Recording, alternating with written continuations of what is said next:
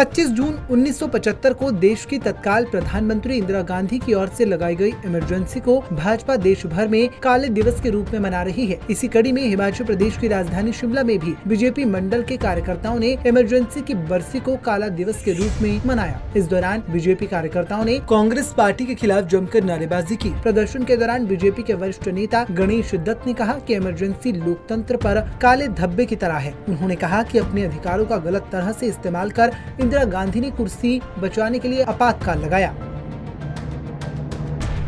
आपातकाल लगाएं और मेरा जो वर्चस्व है वो बरकरार रहे, उसी को ध्यान में रखते हुए आपातकाल लगाया गया। और देश के सारे जितने भी बड़े बड़े राजनेता थे, दूसरे लोग थे, पत्रकार थे, उनको जेलों में बंद कर दिया और उनके मौलिक अधिकारों को एक तरह समाप्त कर दिया। उसी एक काले अध्याय को याद करने के लिए हर बार भारतीय जनता पार्टी 25 जून को हर साल इस काले दिवस के रूप में मनाती है। और आज उसी कड़ी में आज ये कार्यक्रम यहाँ पर भारतीय जनता पार्टी के कार्यकर्ताओं द्वारा आयोजित गया है। इसका मुख्य कारण ये है कि कांग्रेस पार्टी ने किस तानाशाही रवैये के एक दृष्टिगत इस देश की जो एक लोकतांत्रिक मर्यादाएं थी, एक लोकतांत्रिक जो अधिकार थे, उसको समाप्त कर दिया गया।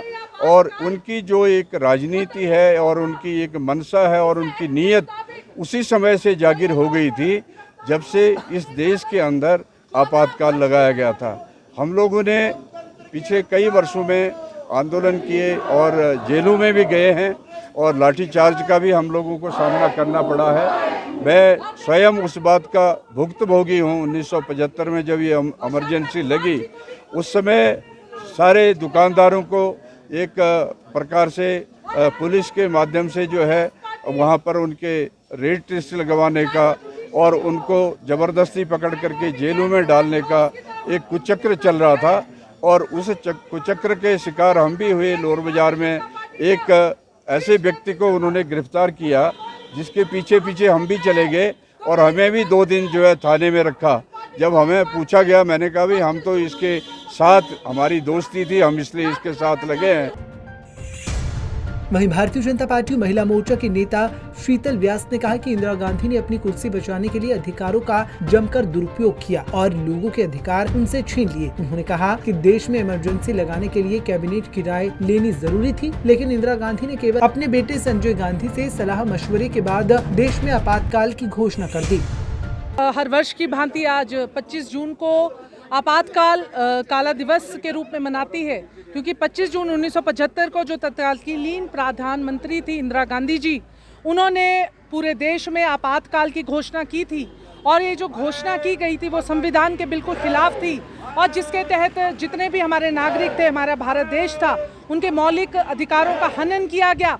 और जिस भी व्यक्ति ने इस आपातकाल के खिलाफ मुखर होकर विरोध किया, उन सभी को सलाखों के पीछे भेजा गया, जिसमें हमारे जो प्रदेश के कई नेता हैं, चाहे हमारे पूर्व मुख्यमंत्री शांता कुमार जी हैं, चाहे हमारी स्वर्गीय श्यामा शर्मा जी जो हमारी मंत्री रही हैं, और जो शिमला के लोकप्रिय विधायक हैं जो सुरेश भारद्वाज जी हैं, और उनके जो साथी यहाँ शिमला से संबंध रहते थे, चाहे सोलन के महेंद्र लाल सोफत जी हैं, उन्होंने 14 दिन जो पुलिस की जो असहनीय जो यातनाएं सहन की है आपातकाल के समय में। और जयप्रकाश नारायण जी ने जब अटल बिहारी वाजपेयी जी, लाल कृष्ण आडवाणी जी के साथ संगठित होकर इंदिरा गांधी के इस फैसले के खिलाफ आवाज़ उठाई और उनके संघर्ष के उसी से ही फलस्वरूप हुआ कि 1970 में इमरजेंसी को खत्म किया गया। भाजपा की माने तो मौजूदा पीढ़ी को ये पता चलना चाहिए कि साल 1975 में इंदिरा गांधी के कहने पर लोकतंत्र की हत्या करने का काम किया गया था। पंजाब केसरी टीवी के लिए शिमला से अली की रिपोर्ट।